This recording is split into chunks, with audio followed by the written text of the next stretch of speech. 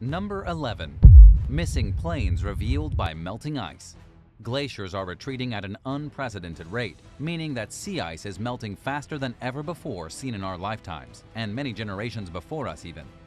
Scientists are very alarmed by this, and they should be. But some world powers, including the US, Canada, the United Kingdom, Russia, China, and others, see the disappearing ice as an opportunity to ramp up their Arctic military training exercises. Both soldiers and civilians are coming across long-lost military vehicles and equipment, which are appearing after spending years or even decades buried beneath snow and ice. For example, in June 2020, a military crew traveled to Alaska's Colony Glacier to investigate the recently unthawed wreckage of a Cold War-era plane that crashed in 1952 while en route to Elmendorf Air Force Base in Anchorage. Until the recent mission, the Douglas C-124 Globemaster had left from Tacoma, Washington with 52 U.S. military service members aboard. But the flight encountered heavy snow and fog, and it was impossible to make a diverted landing at an airport nearby. The pilots tried to land using their instruments alone and with no visual references. Sadly, the plane crashed into Mount Gannett just 60 miles from its final destination. Investigators assessed the wreck shortly after the crash but left it on the mountainside. Over time, it slowly slid down the mountain and became encased in ice, causing it to disappear from view completely. Over the years, numerous search missions were performed in hopes of bringing the soldiers' remains home to the surviving family members. And while climate change is responsible for revealing the wreck, it also threatened to plunge the aircraft into a nearby lake. The military worked diligently to recover the bodies, and at last update, they had identified all but 9 crew members. Number 10. Mystery chainmail. Archaeologists were shocked in 2019 when they discovered a previously unknown type of chainmail armor at Deltum, the site of an ancient Roman colony in southeastern Bulgaria near the Black Sea coast. The chainmail was surprisingly well preserved, dating back to sometime between the 4th and 6th centuries. It may come from late antiquity, which encompasses the later years of the Roman Empire before it split into the Western Roman Empire and the Eastern Roman or Byzantine Empire. The armor may also date back to the early years of the Byzantine Empire. It's the first chainmail of its type to be discovered in Bulgaria and comes from one of 3 colonies in the region that were considered to be of equal status to Rome itself. Archaeologists found the wrought iron chainmail in 6,000 pieces near the northern wall of Deltum Fortress. The pieces came from 2 or 3 unique sets of armor. Researchers believe that the suits were leaned up against the wall that collapsed and crushed them. Traces of wood residue were found on the chainmail, suggesting that it was once stored in a wooden box. The next step for experts is to determine the chainmail's age, distinguish how many suits of armor the pieces come from, and restore the artifacts. At the time of the discovery, they said they expected it to take 3 to 4 years for them to remove the rust and piece the suits back together. Number 9. Submerged soldier. In late 2020, divers and archaeologists in Lithuania discovered the remains of a medieval soldier in Lake Asveja. They were inspecting a bridge when they came across the submerged skeleton 30 feet below the water's surface. Nearby, the team found the man's personal belongings, including a sword, leather boots, and 2 knives. The skeleton and the personal effects are thought to date back to the 16th century. They were remarkably intact after spending centuries buried beneath a thick layer of mud and sand. But this was no burial, according to archaeologist Elena Prankanite, who told the news agency LRT that the discovery was the first of its kind in Lithuania. The soldier may have drowned or died some other way during combat. He may have served at nearby Dubinjai Castle, an important fortress that once protected Lithuania from invaders. At the time, the Grand Duchy of Lithuania was one of Eastern Europe's most powerful states. The soldier's cause of death remains undetermined. Shortly after the discovery, experts announced that his remains were undergoing further analysis and that his belongings were being conserved. Number 8. Missing military planes. In 2003, U.S. military search teams found dozens of Iraqi Air Force fighter jets buried in the Al-Taqadum airfield west of Baghdad. The shocking discovery was made when one of the searchers noticed that the tail fins of a Cold War-era fighter jet stuck out of the sand. It was apparent that the planes were fully intact when they were buried, but no measures had ever been taken to protect them from the sand. Several other abandoned aircraft were found hidden beneath trees and draped with camouflage sheets. To further conceal the aircraft, the Iraqi military had scattered the airfield with planes that had been destroyed in previous wars, making it difficult for bombers to choose targets worth striking. Before the Iraq War, intelligence analysts estimated that Iraq's military had 300 combat aircraft left over from the Kuwait War in 1991.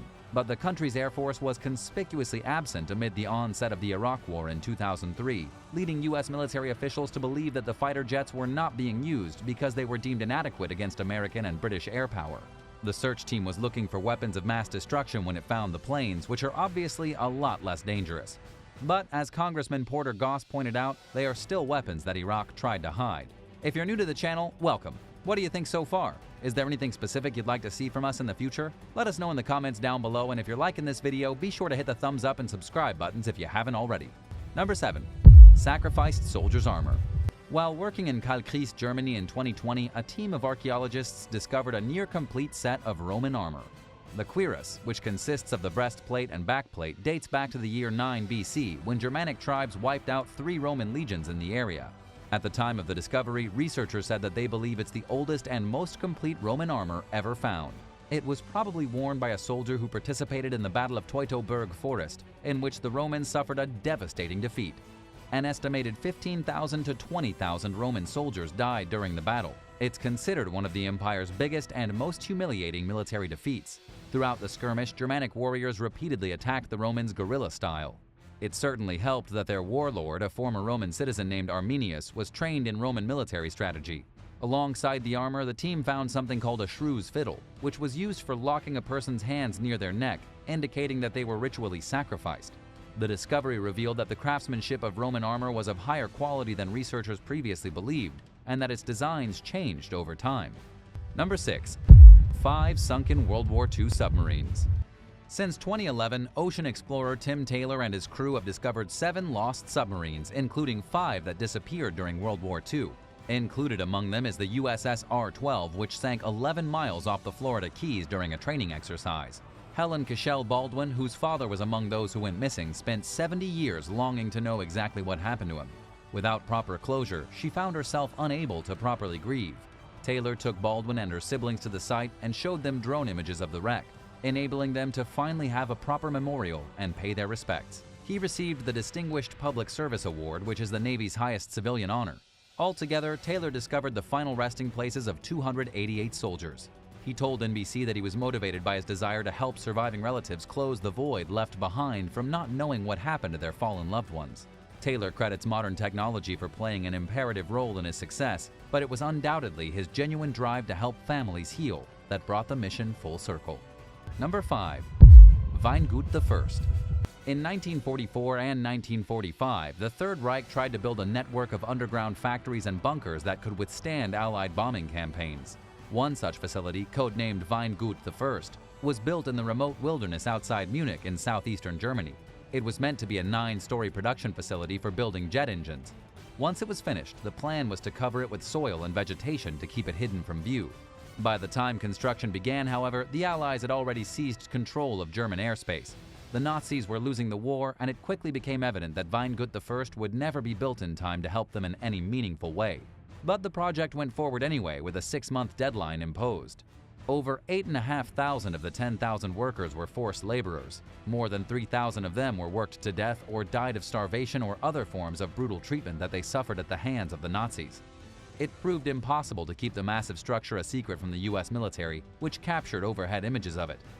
The Americans chose not to bomb the site, perhaps because they knew that there was a forced labor camp nearby, or because they knew there was no way the project would be finished by the war's end. Only 7 of the 12 planned bunker sections were built before the US Army took over the site in 1945.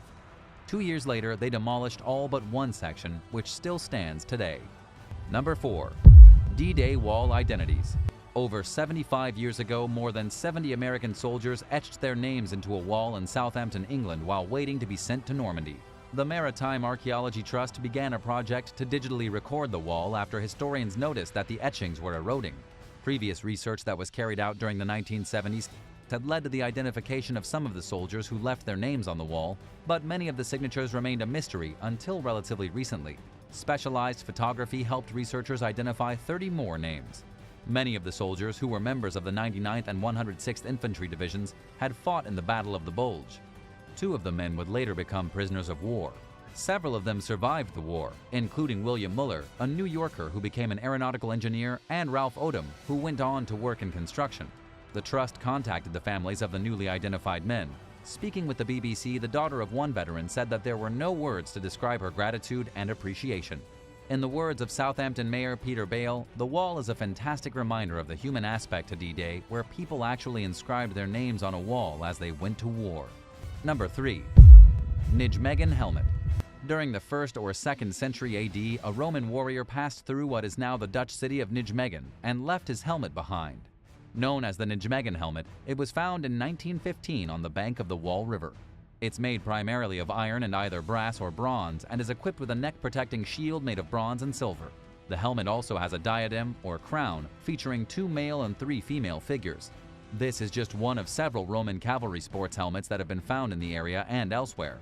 These helmets were typically used in cavalry parades and mock battles. The Crosby-Garrett helmet is another fascinating example of a Roman helmet. Like the Nijmegen helmet, it dates back to sometime during the 1st or 2nd century. Made from a copper alloy, the headgear was discovered in 2010 by a metal detectorist in Cumbria, England.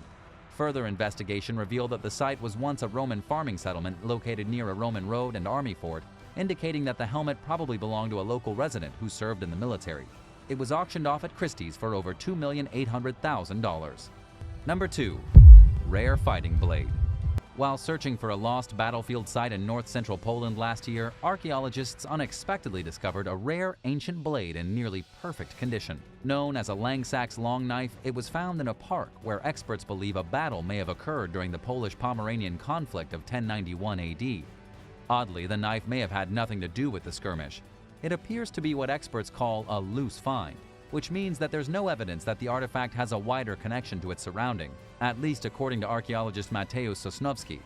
He described the blade's size as impressive, adding that it could easily measure up against double-edged swords from that period. Archaeologist Dr. Peter Prank told the press that the weapon could date as far back as the 8th century and that it may be Norwegian, pointing toward possible Viking origins. The tip of the blade is slightly bent, but it otherwise contains no visible damage. The team hopes to learn more about the knife by performing metallographic and other tests, which will hopefully reveal its origins. Number 1. World War I Shelter. During World War I, a group of 20 Austro-Hungarian soldiers spent 3.5 years living in brutal conditions in the Italian Alps while fighting the Italians in a long, drawn-out battle known as the White War. When they first arrived, the men built a crude wooden shelter atop a 10,154-foot peak called Mount Scorluzzo, where winter temperatures plunge as low as -40 degrees Fahrenheit. Their stay was meant to be temporary, but they found themselves spending far more time than they wanted in the cramped makeshift space. When the war finally ended in 1918, the soldiers didn't waste any time closing up the shelter and leaving Mount Scorluzzo. They left most of their belongings there. The only visitors who reached the site before it became buried in snow were some scrappers looking for metal to sell. World War I relics began to appear throughout the Alps during the 1990s as climate change sped up the melting of glaciers. Since then, a plethora of perfectly preserved artifacts have been recovered across various sites, including diaries, weapons, letters, tools, equipment, and more. Soldiers' bodies have also been found. Researchers entered the barracks on Mount Scorluzzo for the first time in 2017, after the ice that had encased it for nearly a century had melted away. They found food, dishes, bottles, animal skin jackets, straw mattresses, coins, helmets, ammunition, and other items that the troops gladly left behind when it was time to go home. Number 9. Edward Bolin Shipwreck.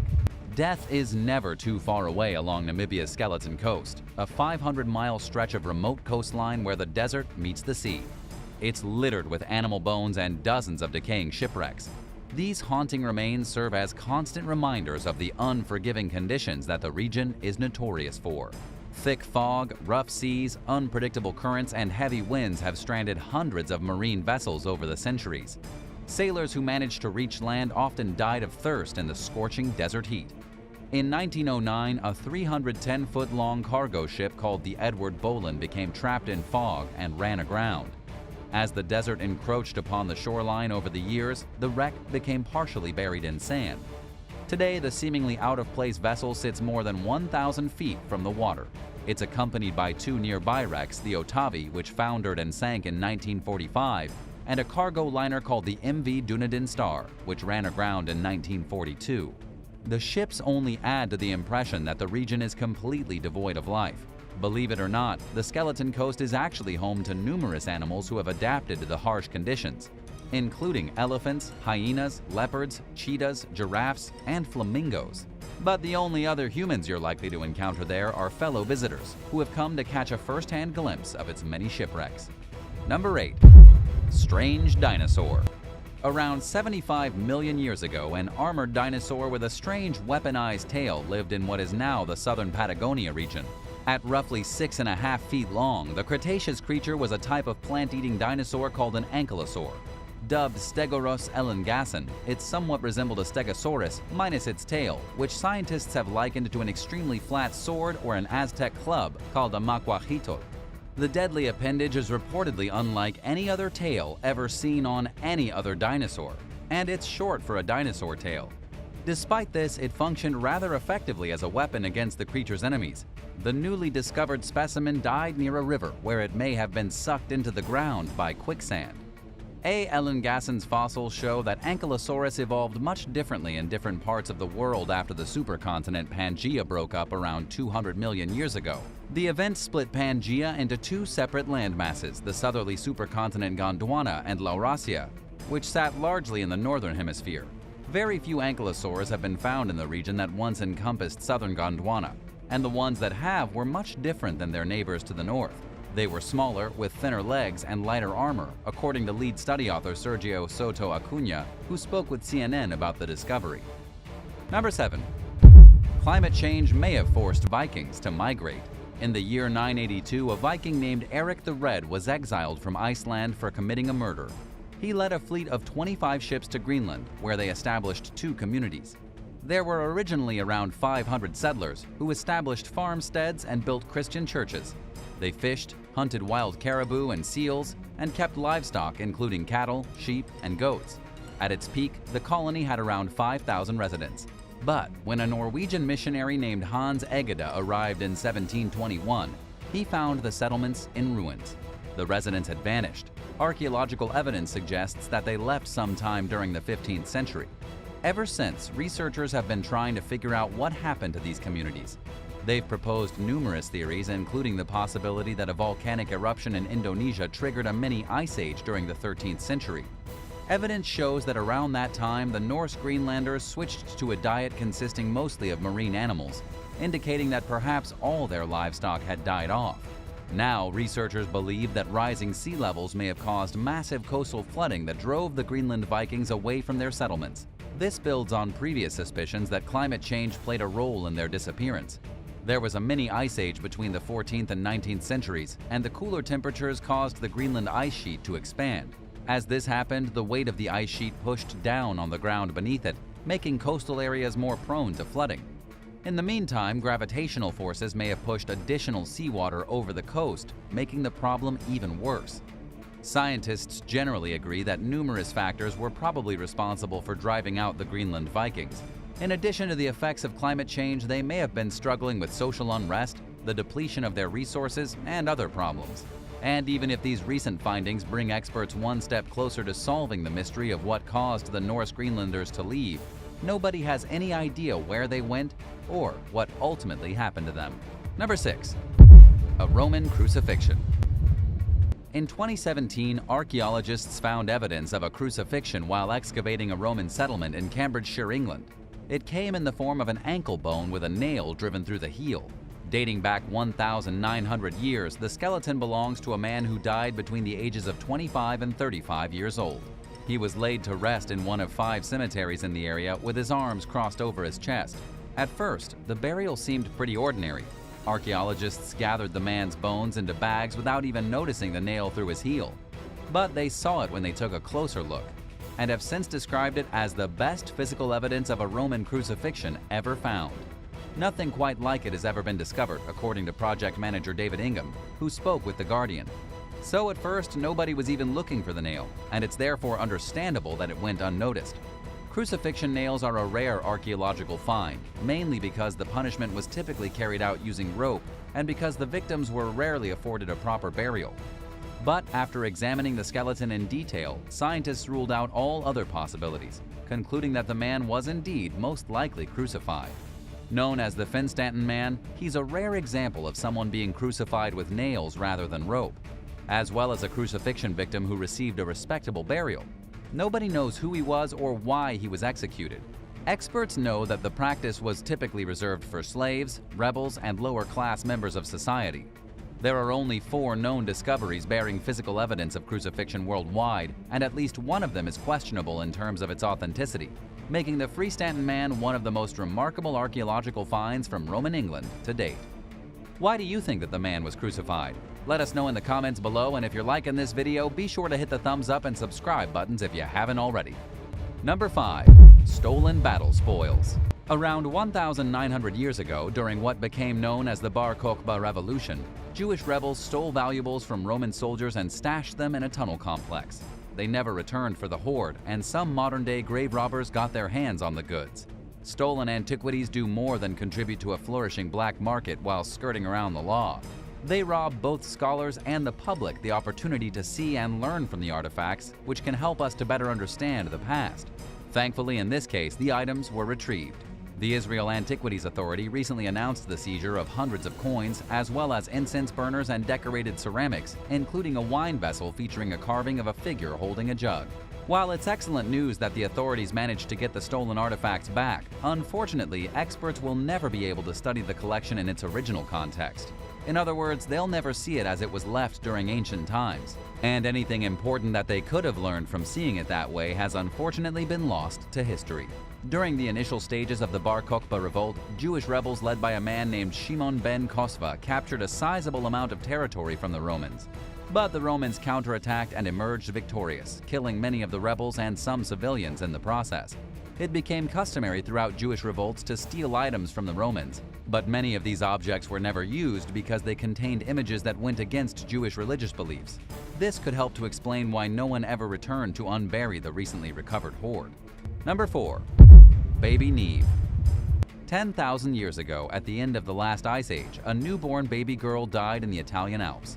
She was laid to rest with an array of goods, including pendants and shell beads. Archaeologists discovered the infant's burial in 2017 while excavating a cave site in northern Italy. Based on previous finds, they expected to unearth artifacts from around 50,000 years ago when Neanderthals inhabited the site. So they were surprised when they found the baby, who they've nicknamed Neve. She passed away during the Mesolithic period, right before people began farming. At the time, people lived in nomadic hunter-gatherer groups that wandered across Europe. A DNA analysis revealed that Neve belonged to a dominant lineage of European women that emerged sometime between 17,000 and 12,000 years ago. She was just 40 to 50 days old when she died, and had experienced 2 major events that stunted her growth. The discovery sheds light on a little-studied period from which very few recorded burials have ever been found. It shows that even tiny babies were considered people in Neve's culture, especially since the beads she was buried with required a lot of care and maintenance, and were likely passed down through members of the group. Even though her life was cut short when she was less than 2 months old, Neve was afforded a sense of personhood and agency by her group, but their beliefs and cultures are still largely a mystery. Number 3. The first arrivals to the Faroe Islands. Until recently, historians believed that the Vikings were the first people to arrive in the Faroe Islands, a rocky archipelago located in the North Atlantic between Iceland and Norway. And it's true that the Vikings lived there, and that their modern-day descendants speak a variation of the Old Norse language that they brought with them. But, as it turns out, ancient British or Irish people may have reached the Faroe Islands before the Vikings got there. Newly discovered evidence suggests that the island's first occupants arrived by 500 AD, around 350 years before the first Vikings set foot there. This evidence came in the form of sheep DNA and feces found on the island of Eysturoy. The sheep could have only reached Eysturoy by way of boat, which means they were transported by humans. Their presence on the island appeared like an on-off switch, according to researcher Dr. William D'Andrea, who spoke with the BBC about the discovery. Lead study author Lorelei Curtin described the findings as the nail in the coffin in terms of disproving the long-held notion that the Faroe Islands were unoccupied until after 800 AD. The research poses more questions than answers, however. Although the evidence that someone beat the Vikings to the island is unequivocal, nobody knows who these early arrivals were or what brought them to the region. Dr. D'Andrea said that it was likely a group of people from the British Isles based on things they left behind, including Celtic grave markers and the DNA of present-day residents. But these newfound suspicions are controversial and remain unproven, leaving the ongoing debate open for now. Number 2. Rare Roman Mosaic. While walking around his father's property in Rutland, England last year, Jim Irvine spotted some unusual pottery. Archaeologists were summoned to the site, where they uncovered a large Roman mural depicting scenes from Homer's Iliad. Measuring 36 by 23 feet, it's the first mural of its kind ever found in Britain. The artwork may have belonged to a wealthy homeowner, who may have used it as the floor of their dining room or an entertaining area, according to experts. It dates back to the 3rd or 4th century and features images of Achilles' defeat of Hector at the end of the Trojan War. There are 3 scenes in total, including the pair fighting, Achilles dragging Hector's corpse, and the Trojans preparing to get Hector's body back by paying his weight in gold. The team reburied the mosaic with plans to retrieve it when they're ready. Fire and construction have damaged it considerably over the last 1700 years, and archaeologists want to avoid further harm to it while they figure out their next step. The villa's owner was both wealthy and educated, according to project manager Don Thomas. He would have been familiar with the classics when he commissioned the mosaic. In addition to the villa, the team found evidence of other ancient structures nearby. They believe that the home was abandoned, then used as a burial site. Number 1. Pre-Inca mummy. Roughly 800 years ago, a young adult died and was mummified before being buried along the Peruvian coast. The people who prepared the body wrapped it in cloth, put the person's hand over their face, and bound their limbs and body with rope. These rituals were customary among the Andean cultures who lived in the region before the Incas rose to power around 1400 AD. Archaeologists discovered the mummy earlier this year outside the capital of Lima in an area known as Cajamarquilla, which was once home to one of the biggest and busiest pre-Hispanic settlements along the Peruvian coast. The individual was a young man who died between the ages of 25 and 30 years old. This, according to a team that carried out the recent study. He was found beneath the city square in an oval-shaped tomb. The location indicates that he was a high-ranking member of society, perhaps a trader who had moved to the town from elsewhere to sell his goods. The mummy's tomb contained ceramics, stone tools, and other grave goods. There were also signs that visitors continued to drop by even long after he died, leaving offerings of meat and vegetables. The team is currently awaiting radiocarbon dating and other test results so that they can get a better idea of when the person died and perhaps who he was and what his role was within his community. Number 9. Aerotrain. Developed by French engineer Jean Bertin, the Aerotrain was an experimental tracked air cushion vehicle, TACV, better known as a hover train. It traveled over a reinforced concrete monorail track on an air cushion created by powerful compressors. Designed to eliminate the rolling resistance of wheeled vehicles, it could travel at unprecedented speed without the complications and costs that came with the similarly designed maglev's complex electromagnetic track. The US-based company Roar Industries Inc. licensed the technology in 1969 and built a $10 million fully operational prototype in hopes of defeating its competitors for a high-speed ground transportation contract with the US Department of Transportation. The 94-foot electric prototype was designed to hold 60 passengers and could easily go at least 150 miles per hour.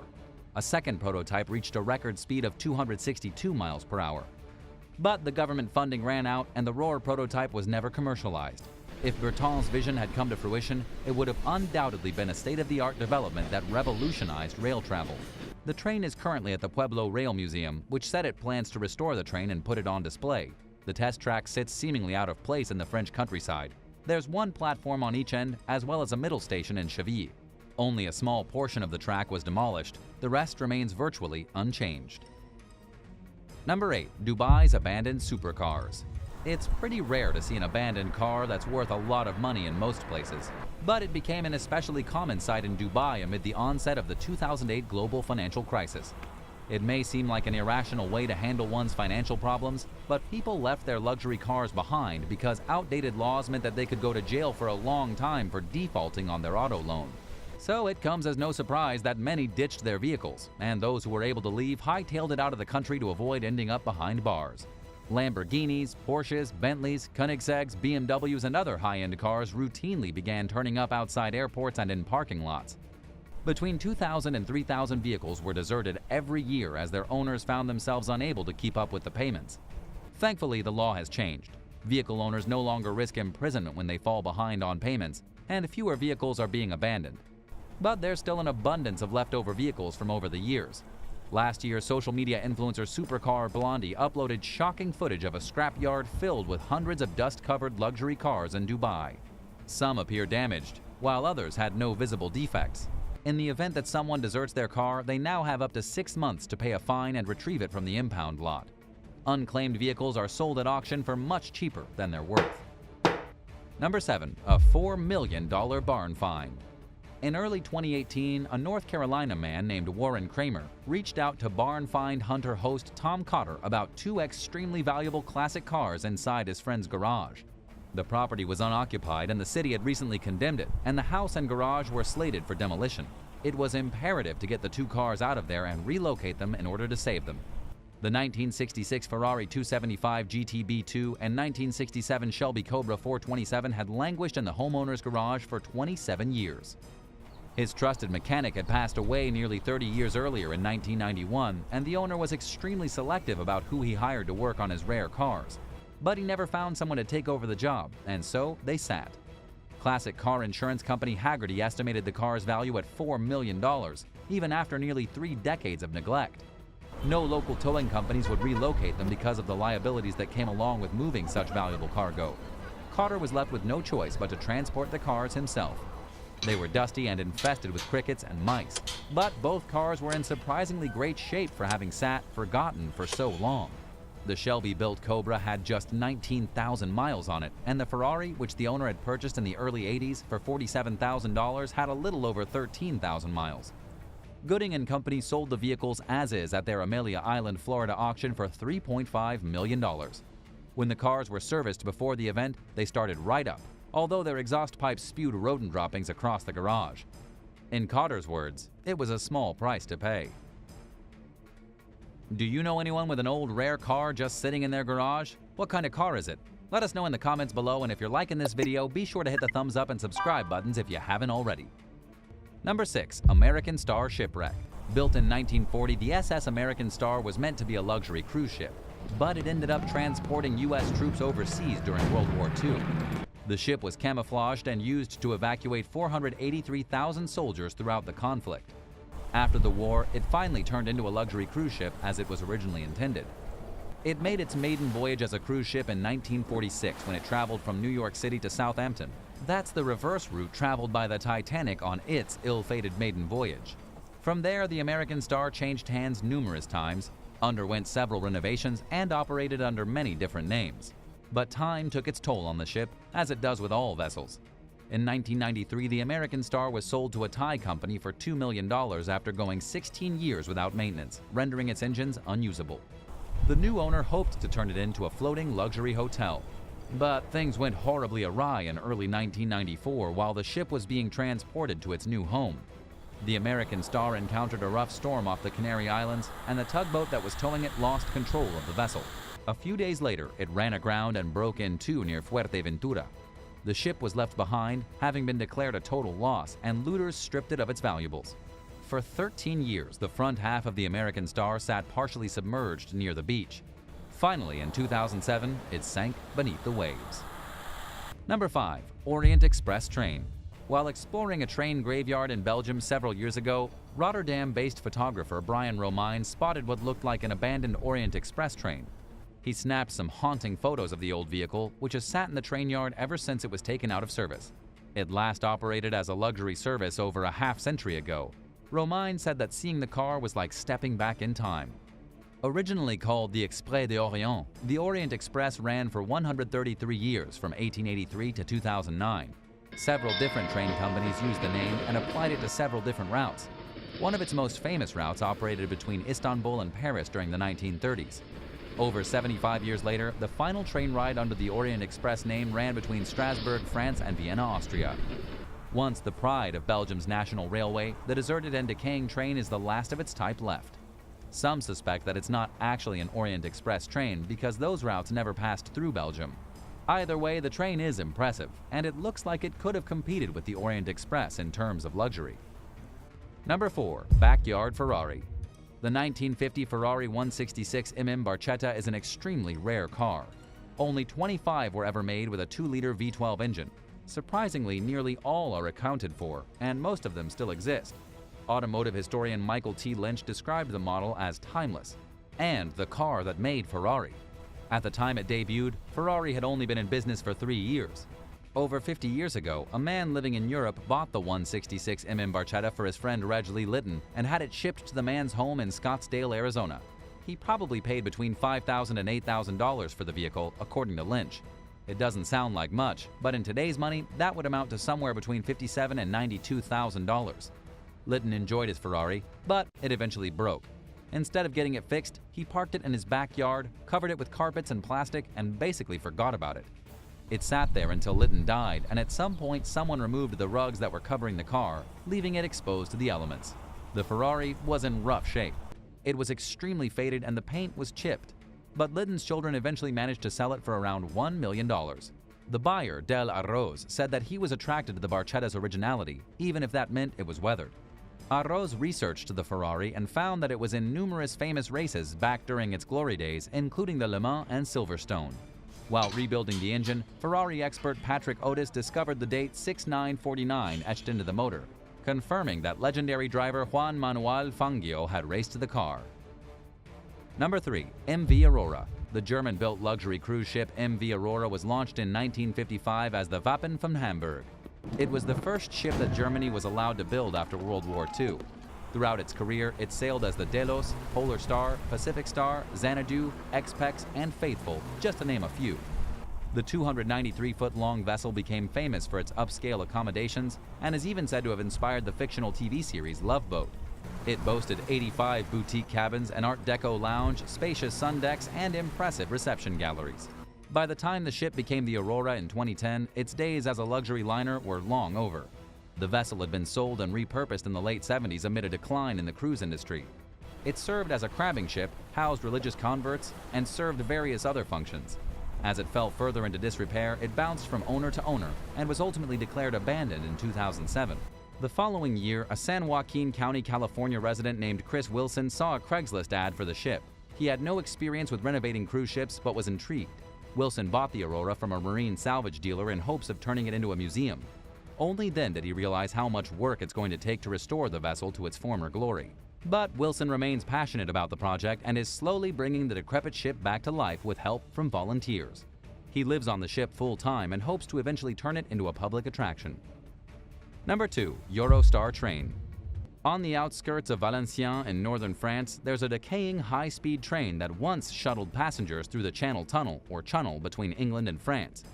Known as the Eurostar 373018, it began operating in 1994 and is just one of many 373 class Eurostar trains. In addition to transporting riders between London and Paris, it also stopped in Brussels, Belgium, reaching speeds of up to 186 miles per hour. Numerous Eurostar 373s have been decommissioned since 2016, even though they only operated for 22 or 23 years, making them far younger than most newly retired trains. Only a few 373s remain in service today, and while the Eurostar 37318 is technically in storage, judging by its appearance, I think it's safe to say it's abandoned. It's covered in graffiti, and even the overgrown tracks it sits on are heavily rusted. 373s were taken out of service for several reasons. It appears as though their technology became outdated, and that it was cheaper and easier to design and build a new fleet with a higher seating capacity than it would have been to remodel and continue to operate the 373s. So even though the trains were in unusually good condition when they were withdrawn, they were technically considered life expired. Number 1. TSS Duke of Lancaster. The British passenger ferry and cruise ship TSS Duke of Lancaster was built at the Harland and Wolff shipyard in Belfast, Ireland in 1956. It shuttled commuters back and forth between Lancashire, England and Northern Ireland. Its leisure destinations included the Scottish Isles, Belgium, Denmark, Norway, the Netherlands, and Spain. The Duke of Lancaster's cruise services ended in the mid-1960s when it was converted into a car ferry in order to keep up with competition. When renovations were complete, the boat held up to 1,200 passengers and 105 vehicles. In 1979, the vessel was sold to a company based in North Wales with plans to turn it into an arcade called the Fun Ship. The leisure center closed in 2004 due to ongoing legal battles with the local council, which opposed the business. Subsequent owners faced similar problems, causing them to walk away from any plans they had for the Duke of Lancaster. For over 40 years now, the ship has languished in the same spot. It's rusting heavily and deteriorating, and has become more of an eyesore than it probably would be as an operating business. The games left behind from the arcade were cleared out in 2012. Around the same time, graffiti artists were invited to liven up the Duke of Lancaster's appearance by adding their own personal touches to the outside. Hey, the sight of graffiti beats having to look at a dilapidated, crumbling ship. There appear to be no future plans for the vessel, leaving one to wonder how long it'll sit and rot. Thanks for watching. If you'd like to learn more about fascinating abandoned vehicles, let us know in the comments below, and don't forget to subscribe. Thanks again, and we'll see you next time for another amazing video right here on American Eye.